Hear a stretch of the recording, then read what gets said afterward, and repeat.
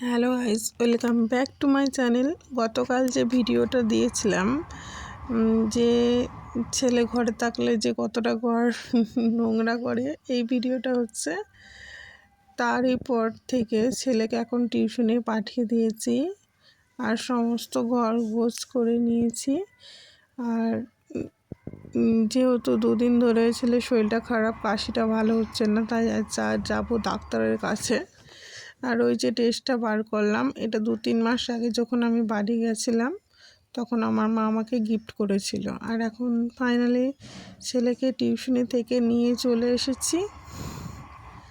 আর আসার পর ওকে ঘরে বসিয়ে রেখে আমি এখন চলে যাব ছাদের ওপর, কারণ ট্যাঙ্কিটায় জল বন্ধ করা ছিল আর সেই জলটা চালু করে দিয়ে আসবো। আর আসার সময় দেখলাম ট্যাঙ্কিটা একটু নোংরাও পড়েছে। তারপর চলে যাব একদম ছাদের উপরে, এখান থেকে জামা কাপড় তুলে নেবে। আর এখনও বাজে 6:45, কিন্তু আমাদের এখানে এখনও সন্ধে হয়নি, তাই ওয়েদারটা একটু তোমাদের দেখালাম।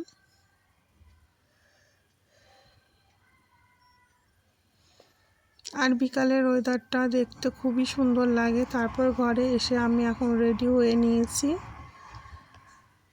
আর এখন প্রায় ডাক্তারের কাছে চলে এসেছি। আসার ভিডিওটা আমি ভিডিও করতে ভুলেই গেছিলাম, তারপরে মাঝ রাস্তা থেকে ভাবলাম ভিডিওটা করি।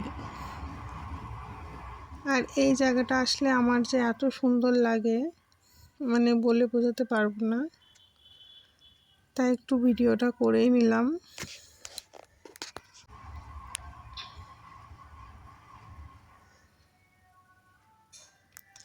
আর ডাক্তারের কাছে যে এতটাই ভিড় হয়েছিল কিছু সে বলার নেই। আমরা অনেকক্ষণই বসেছিলাম, ডাক্তার দেখানোর ওখানে পৌঁছে গেছিলাম তখন বাজে 7:45।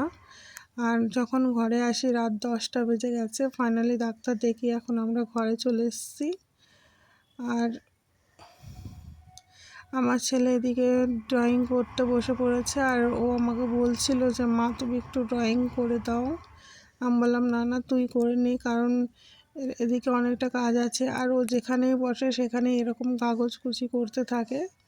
তারপর আসার সময় ওর জন্য নিয়ে আসা হয়েছিল কেক, এখন সে ওটাই খেয়ে নিচ্ছে। খাওয়া দাওয়া শেষে রাতেরবেলা যখন ওকে ওষুধটা দেওয়া হয়েছে তখন ও মুখটা এরকম করছে আর ওষুধটার মধ্যে ফু দিচ্ছে। চলো, আজকের ভিডিও এখানেই শেষ করছি।